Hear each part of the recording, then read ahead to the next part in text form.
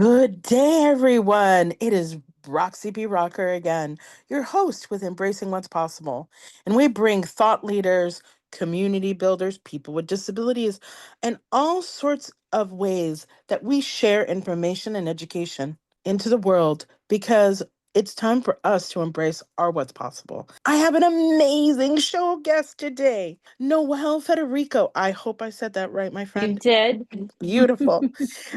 This is a glorious woman that I met in our business group, Boston Businesswoman, and she has one of the most kindest, generous hearts in the world. One of the reasons why I've been elevated is because this woman gave me a sponsorship to one of the courses within Boston Businesswoman, and it got me out of my fears so I could launch things and not be afraid anymore. And I've launched like four things since ever we've done that class. And so she's a huge connection to my heart and my life. And I'm so delighted that I get to bring her on the show today so we can have a hearty conversation about life And what's possible. and what's possible. Yes. Noelle, introduce yourself, please, to our audience. Hi, I'm Noelle Federico, and I go in public by the working strategist. I am a strategist, a business consultant, an executive professional coach, and I've been out in the arena for about 40 years now doing work.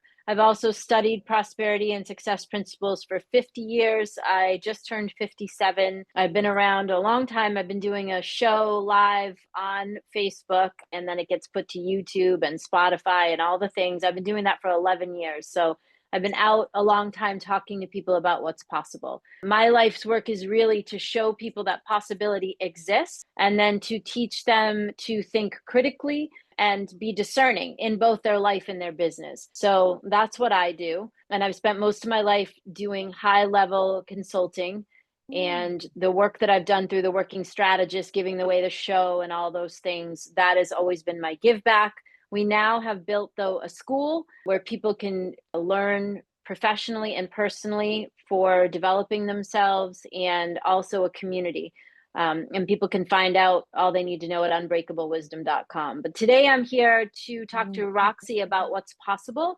We both see that the world is an interesting place right now. You'll not hear Mhm. me be negative probably Mm-mm. ever about anything. So what I will say is that the world is an interesting place. And if we can teach through all of our work, if we can teach people how to hold their peace and to respond and not react and take that pause for themselves and really think before they speak and act, people can gain a lot of inner strength by just, taking a step back from all the things and really thinking about, how they want their life to be, thinking about what's possible for them, thinking about breaking down their own limitations. So that's me. Well, I even think that even what you're talking about is so important and almost effortless that a person with a disability could even take a few moments for those opportunities and be able to really learn them because they're life skills that that need to be discovered because Right. and a lot of times those options aren't always available for people. I was very fortunate when I was young that I got to go through leadership development. And so Hmm. leadership development has always been a very big part of my life and I've needed that. So Yeah. I could become the professional that I am today and Yeah. now the serial entrepreneur that I am today. And I think the skills that you're teaching out there are invaluable to inclusion. They are, and they're invaluable to people, stepping into their own personal power. I think a lot of people don't even try or Mm-hmm. stretch or any of that.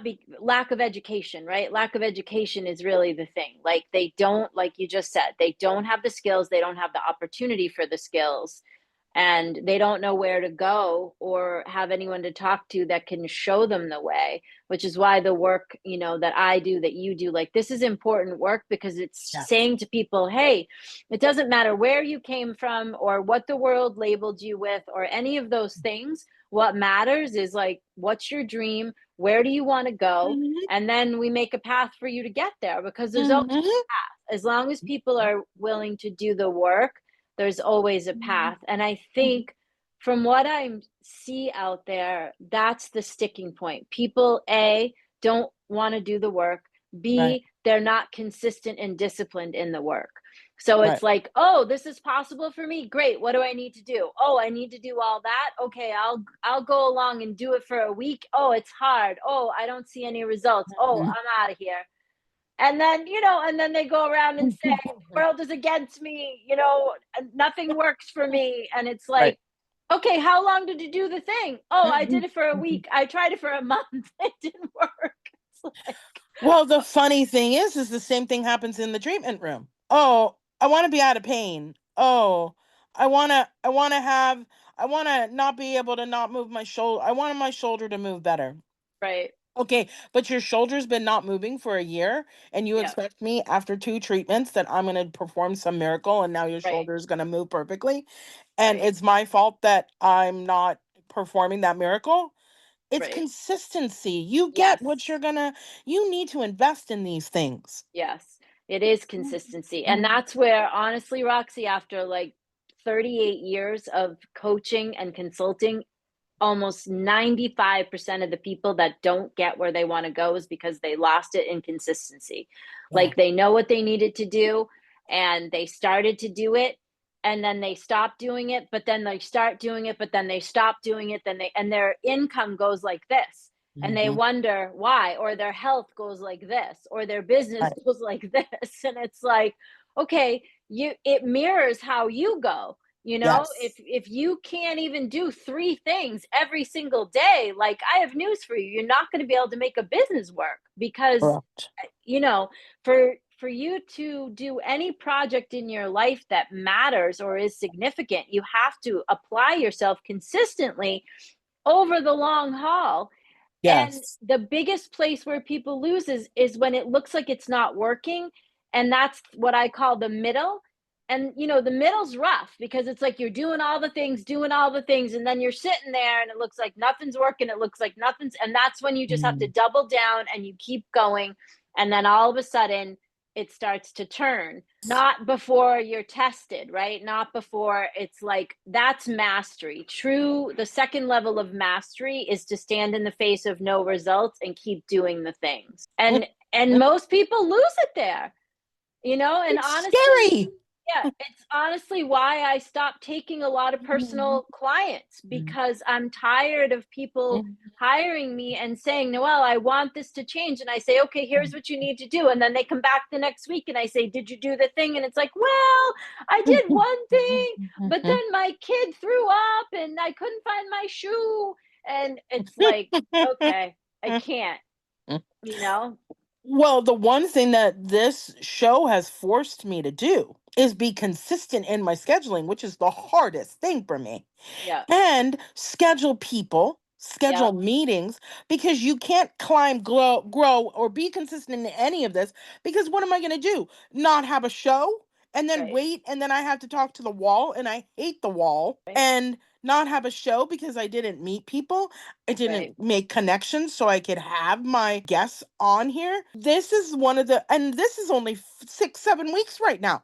And I had to discipline myself, which this is so hard for me, Noelle, yeah. in putting every single meeting all week long, because this is one of my longest weeks, in that calendar. Yeah, yeah. It And is hard. It's hard it's to discipline hard yourself. work. It is. I think that when we want to change, no Mm-hmm. matter how the world has labeled you, Mm-hmm. you have the ability to change no matter what. You have the ability to heal yourself, to overcome things, to make things better than the world tells you that they are. Like we all have those abilities. And in order to do that, I like to say to my clients, like, you have to put some teeth into it because what got you here is not what's going to get you there.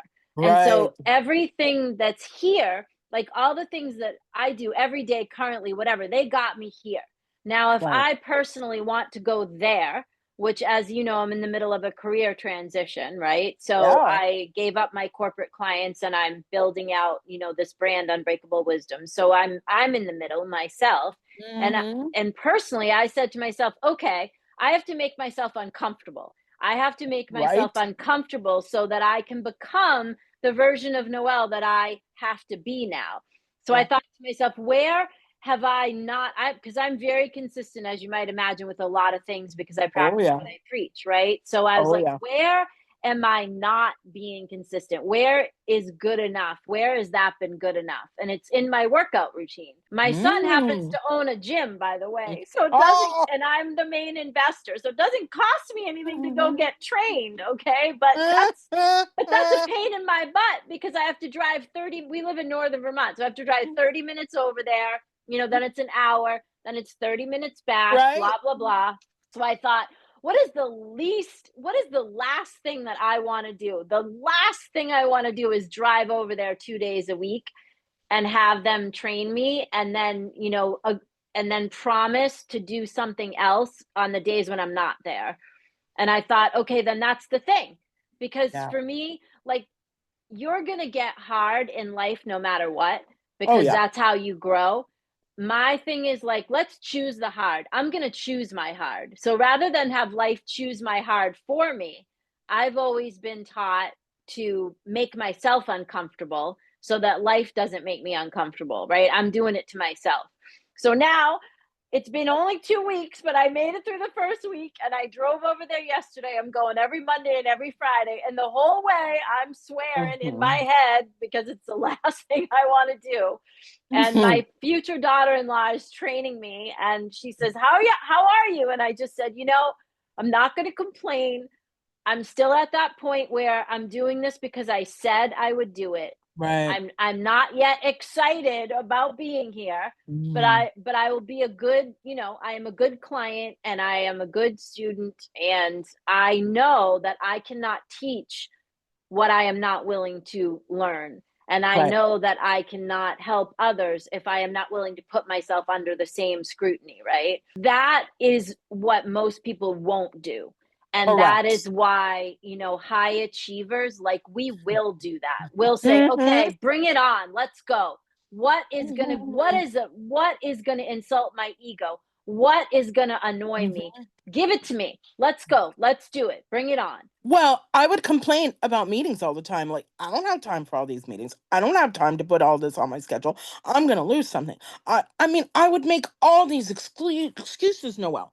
I would Yeah, make all of these things a problem. Now, I've known for years that God wanted me to use my voice. Years.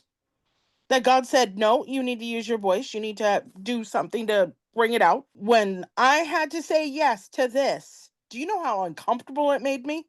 I'm sure. And scared it made me. I'm like, people are gonna make fun of me. I'm gonna be mocked. They're gonna say my show sucks. They're, I mean, everything on the list that I could imagine could happen, I listed it. I'm not gonna be able to handle every excuse I made. And I could not believe how disciplined I was when I saw what my schedule was like this week.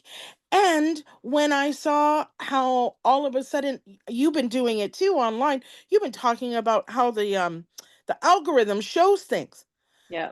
I mean, I went from, small numbers to this climbing and I was shocked and Yep. and amazed by it, because what I started doing was consistency. What I started doing was the behavior that changed the limiting belief inside of me that said, oh, my executive functioning is not going to let me do this. Oh, I'm not capable and I have problems. And I look, there are people that I'm now watching on TikTok and on Reels that are even more disabled than I am. Look And at Stephen I'm watching Hawking them. and all Look at he was Stephen able to do. Hawking. He was able to change the world. He couldn't Yes, even move. So exactly. imagine what you can do, what we can all do. And I Mhm. understand about the consistency and the discipline. I've been doing a weekly show for 11 years, and Oh. every Saturday morning I'm annoyed, because I don't get paid for the show. I fund it myself, and I've been Right? doing it for the good of the world for Yep. 11 years, and I'm Mhm. still doing it. And yeah, I get it. Like, God Mhm. gives you a platform, you have to use your voice. 6 million people a month look at my content under the Working Strategist. Actually, a little more than that. That's Facebook alone, and we're on Amazing. every platform. Yeah. So there's, people, Mhm. you have to use your voice for good. I think Yes. everyone has a purpose, And I think a lot of people are not even asking themselves, what is my purpose? And I think that now is the time for everyone to Yes. ask themselves, what is my purpose? What is my what is my dream? But better than that and sharper than that is, what is Mm. my legacy? What is the Yes. legacy that I want to leave when Mm-hmm. I'm gone? What do I want to be known for? And for Right. me, I want to have trained as many of you as I can. I Mm. want as many people as I can to have said, wow, I watched her stuff, I listened to her, I hear her voice in my head, and I'm going to make a better decision, and I've become a better version of myself because of it. I have core people that have worked with me for a long time that are already on that list. Now the opportunity, Mm. I left my corporate clients and I left a cushy retainer situation to use Mm. my voice more than it was being used, and to get out there and really take a stand with my personal brand. I mean, it's always been out there, but I've never made a very big deal about it for the same reasons as you. Like, oh, I don't want to listen to what people are Right. going to say. And I mean, what's the alternative? We just sit here and watch the world be in trouble. Like, I can't do that. I wasn't raised like that. I come Yeah. from a family of service, of people, like, we were raised to serve. Mm-hmm. So for me, there is no other choice. People will say, well, what's your personal life? I don't really have one. I mean, I literally, like, I live to do my work, and that's how my mother Mm-hmm. was, and that's how I was raised. When you talk about, you and I were talking off book before we got on here about companies and inclusion and disability, and, Yes. really listening. Yeah. And I think it's important for, in your work with disability education and inclusion education, and in my work with Mm-hmm. leadership, I think it's really important for us to help people remember that everybody deserves a seat at the table, Very much and so. that everyone deserves to be seen and heard. Very Because much when I so. look at the state of the mental illness and that Yeah. kind of circumstance that's in the world right now, Yeah. and when I think about, how did we get there? People are not listening. People are showing up to speak and not listen. Mm. And what happens in companies, why employees get disengaged, and you saw all that quiet quitting and all the things that were happening, people just checking in for the coffee, and then leaving, and all this kind of stuff that's gone on the last few years, coming from the pandemic back into people having to show up in the office. Employees become disengaged because leadership isn't paying attention. There's no other Sure. reason that an employee becomes disengaged. When leadership is asleep at the wheel, employees don't feel included, they don't feel seen, they Right. don't feel heard, and they don't feel psychologically safe. Nope. And when you don't feel psychologically safe, you aren't going to speak up. And Right. so if something is not working, you're not going to speak up about that. You're also not going to speak up if something is working, because if you're not made to feel that your voice Sure. matters, why are you going to speak up at all? Well, the fascinating thing is I had to become an entrepreneur in Massachusetts because every single job that I've had here, it wound up me not feeling psychologically safe, whether I felt the inclusion or not. Yeah. The leadership stunk. The leadership did not mentor you. I was mentored in Arizona. Even if there was a bad day, they're like, good, we're going to learn from this. Yeah. Great. Leadership was actually happening more in Arizona than I ever found that it was happening here. And that's fascinating to me because they said the Southwest was quiet and everything's first in New England and in Massachusetts. But when I got here and I went into the workforce, it was like a constant failure. And everywhere I went, I would try to communicate or say something to the leadership, and they're like, well, that's not going to happen. Or even at interviews, like, well, we're not ready to do that. And I would be bringing inclusive practices or ideas around inclusion, and they're like, well, we're definitely not ready for that. Well, and I said, well, when are you going to get ready for that? Because we need to hear this and we need to be doing these things. Right. Because in society, what, you're going to still have them in that room licking envelopes and getting 20 cents per envelope. That's not fair to any human being, nor is it dignity or respect. And that was the sheltered workshops. And I was saying, well, let's teach them about self-employment. Let's teach them about how to do sales. Let's put them in a bake shop. Let's make a candy store and let them sell Yeah. things. Yeah. Teach them sales, teach them customer service. Why can't a person with disability learn? And why do you expect them to just stuff an envelope and think that that's all they're good enough for? Because people are uncomfortable when they encounter someone Yes. that doesn't look Mhm. like them or speak No, like them or no. talk like them. They become uncomfortable Yep. because if I see one huge failure right now, when I look at what's coming up behind us, you and I are in the same sort of 50-ish category here. Yeah. Yep. And when I'm looking around and I look at what's coming up behind me, I'm seeing people that are having conversations via text instead of in person or on the telephone. They are using AI to figure out their problems. I Mm-mm. have had some clients, some very wealthy clients, using AI to make their communications for them, because they're uncomfortable with Right. uncomfortable communication. I see leaders that don't want confrontive conversations. I see women that don't want to speak up when the way that they're being compensated is not favorable, and they don't want to make any waves, and they're happy just to no, I'm just happy with my little, I have enough. No, that's enough. Okay, what is your bonus based on? Well, I don't know, but it doesn't matter. Okay, but you've been getting the same bonus for 2 years, and you're bringing $400,000 a year into the company. What are they basing your bonus on? I don't. Yeah. And it's like, okay, so what are we afraid of here, right? We're Mhm. afraid to speak up. As I was saying, so what I see coming up behind us is inability to communicate effectively, Yes. inability to negotiate when things are difficult, Mhm. inability to confront constructively in situations, inability to lead, Yes. inability to count back change, which has nothing to do with this conversation, but Right? I'm like, Or a I, disability. it's like, okay. Right? So, Mhm. and, an inability to get comfortable with being uncomfortable. Oh, yeah. That's huge. So when you encounter people that don't look like you or talk like you Right. or sound Mhm. like you immediately, that's uncomfortable depending on how you were raised or where you were raised. And people are just losing some basic tenets of humanity with, interactions.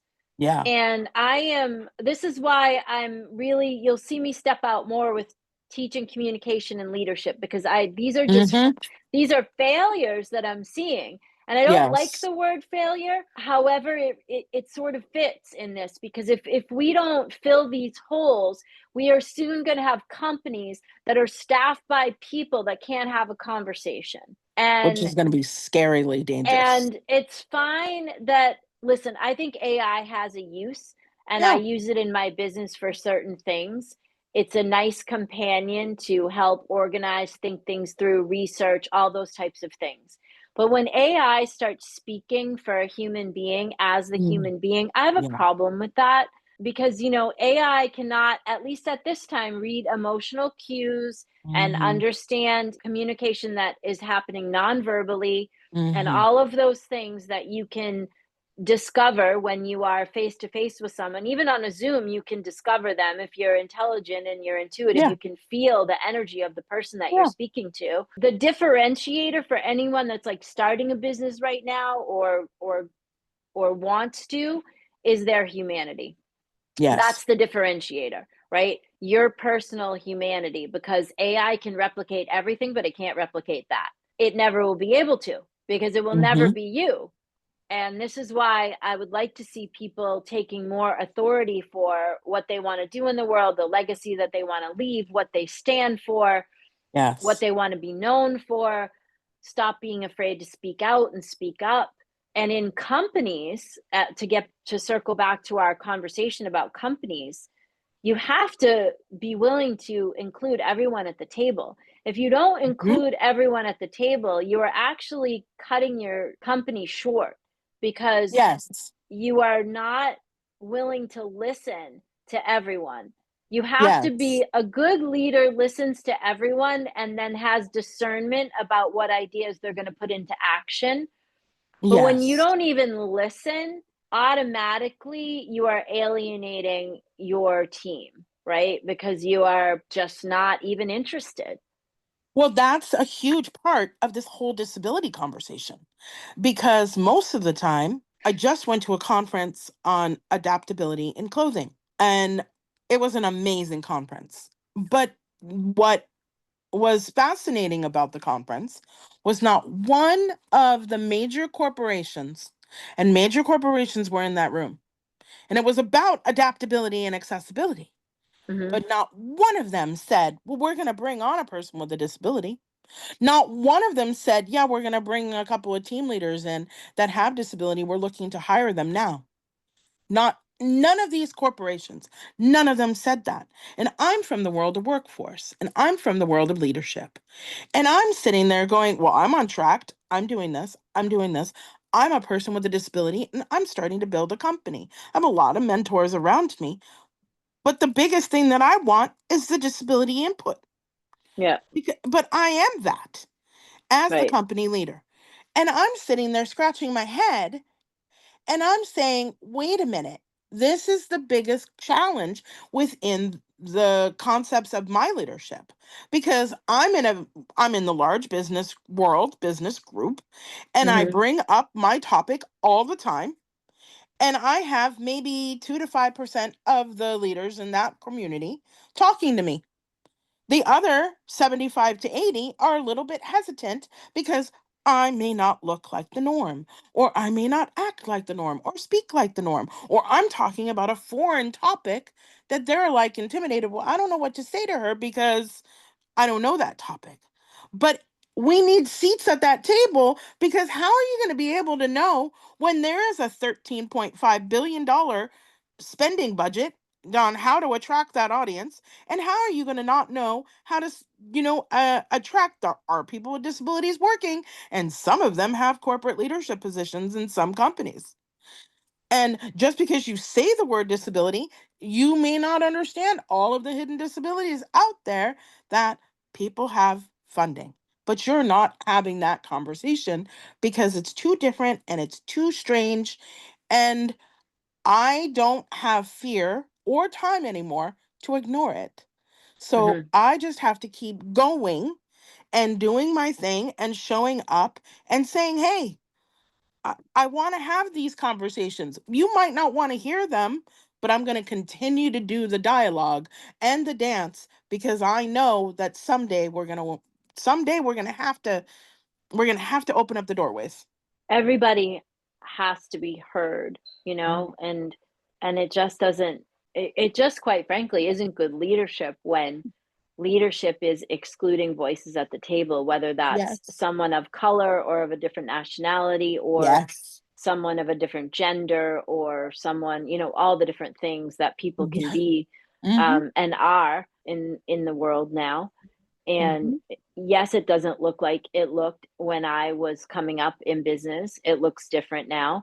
And there Mm-hmm. have been things that I don't understand that have come across. However, I have trained myself to dig in and learn and understand terminology and Mm-hmm. understand patterns of thought that are unlike my own. Here's the thing, as a leader, you don't have to agree with all of the different things that are out there, right? All of the different, Mm-hmm. we have never had so many generations in a Mm-hmm. workforce ever Oh, in history. never. So we have all of these diverse generations inside the workforce now. And where leaders are missing the mark is that they don't recognize that there are different management and leadership skills required Mm-hmm. for each generation. Each generation requires a different way to be spoken to, communicated with, and interacted with, and even engaged with. And the smarter companies have mentorship programs that are cross-generational. So the younger people are mentoring the older people, and the older people are mentoring the younger people. And so it's a generational, you have all the different generations mentoring each other. And Yeah. that is really a healthy company, because those of us that are older, we're not technologically we may be technologically sound, we are not technological geniuses. We are geniuses in person communication. We Yeah. are geniuses in old school practices that never die, like a thank you card, not posting it online. And I mean, listen, Harvard did a study that has gone on for 80 something years. They wrote a book about it called The Good Life. And the number one thing that made people happy throughout all the generations that they studied was their relationships with other people. That is Yes. the number one thing, not money, Yeah. not accolades, not degrees, not jobs, not cars, not houses. It was the relationships with others. The people that had strong interpersonal relationships have proven to be the happiest people. Okay. So if that's the case, then those of us that teach old school etiquette, such as if you are upset about something, you have a conversation with the Yes. person. You do not text them, or you do not post it on your Instagram that you have a hair across your ass. You actually speak to the person, Yeah. and you don't make a TikTok video about it. You actually have a conversation with a human being, and Yeah. you resolve your conflict, because that is the way that we create strong interpersonal relationships, right? Well, the interesting thing was on my Boston Globe podcast this morning, we were talking about loneliness and isolation. And I said, well, maybe a solution might be, why don't we have a call a friend? Why don't the senior centers make a call list? Yeah, That generation likes phone calls. Oh that's my God, great. you made me so happy. And I Yeah, said, right. we've lost communication. I Yeah, said, so if we can bring back communication, do you know how excited they would be to get a phone call from somebody that just said, hey, Gina, how you feeling today? yeah, Well, do you need some food? I can bring you some soup and we can have a nice chat and a cup of tea. Yeah, yeah, when I was little, you know what we right. used to do? We walked in the neighborhood and we said hi to our neighbors. Oh, come on over for tea and cookies. We'll Yeah, get the coffee on the stove. It was 1975, 76. They were inviting your neighbors. Oh, I need some sugar. I'll come on over later. Yeah, I lived in New York. That's what neighbors did. yeah, And COVID really put the mark on this, and we yeah, tried. But why are so many people at home? Why are the people? I just had a conversation with a wonderful father who's from the Ukraine, telling me that his son doesn't get to go outside because he's autistic. He wants to do some wonderful things in the world, and he has to masks all the time because people are not aware of him. But then, so he has to only do things online. And a lot of times, people with disabilities, elders, are only sitting at home. But if we had a call a friend system, yeah. have a Zoom system, at least we're having dialogue. Or a buddy system, even, Yeah. sending a card, all the old Yes. school All things that, right. that we were well trained to do, that I still do, that I see is missing. It all, in my mind, all of it comes back to what you just said, what we are both saying, being in relationship with people, Yes. because good leadership is being in relationship with your Oh, people. And good business practice is being in relationship with the people that you do business with. And good team leadership, good anything, an organization, a nonprofit, a school system, yes. any of those things. The amount of the bullying and like all the stuff that I'm seeing that I don't remember seeing, when we were younger. I mean, yeah, it was going on, but it wasn't like it is now. And I Yes. honestly think a lot of that has to do with the communication stuff, because the parents are not good communicators. They are not taking a Correct. stand. Yeah.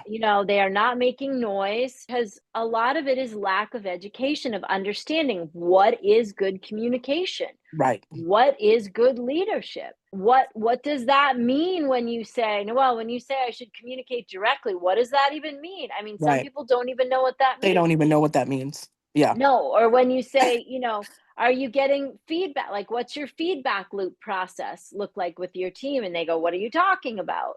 I was like, we meet Well, with people once a year and give them a mhm. raise or don't give them a raise. It's like, no, no, no, no, no, no.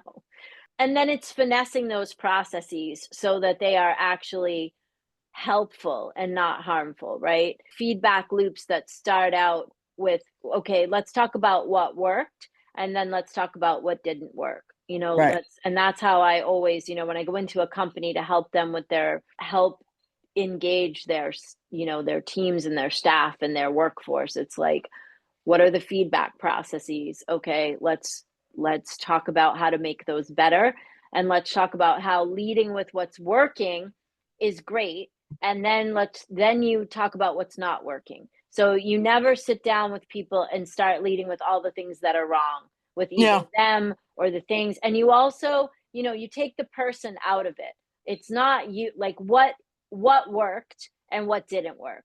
It didn't work that this communication got dropped, not like, oh, you forgot to do this and you're bad and wrong. Because when you start doing that kind of stuff, you just make people feel bad, and then they shut down Mhm. and Yeah. they're not going to listen, Well, and you've given me insight just now that a lot of the reasons why I don't get DMs in my inbox isn't because of me. It's because the communication is missing. And they know that I probably want to have a dialogue, but people don't know how to do that much anymore. no. And I feel like you literally gave me a great mindset shift, because now I can go, "Oh, well, maybe I need to approach this differently, or maybe I can have another," because they like it with like the AI and they like it with Yeah, the, and maybe I need to have more engaging conversations and right. then try to get them to talk. But, we could probably go on for another hour and a half. This is a shorter show than that. And so you are definitely coming back as a guest in 26. And we're going to need to have, and we'll have to look at what the trends are looking like then, and what Absolutely. the conversations will look like then, after whatever this holiday season and whatever this quarter four is going to look like for us business people right now. But I have to say, this has been I've gotten ahas.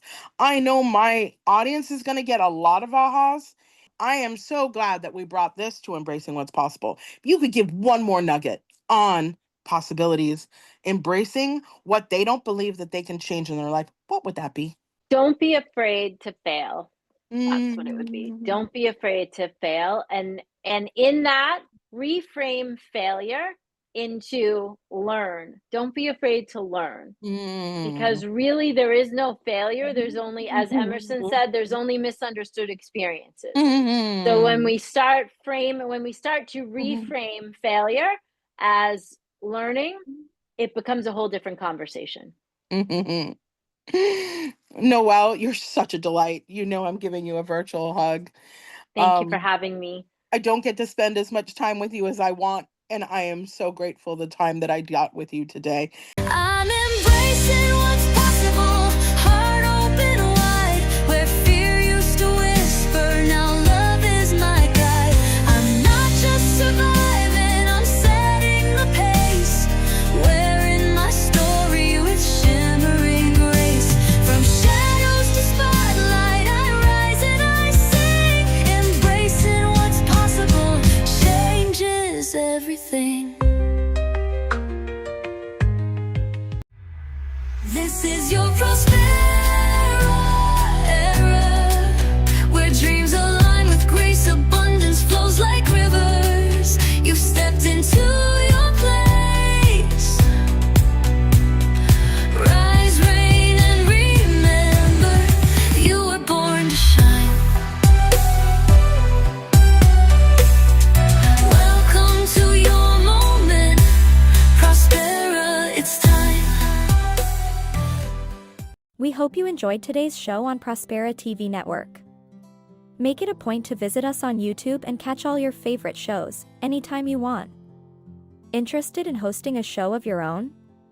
Or advertising your business on our network? Contact Elena Rodriguez.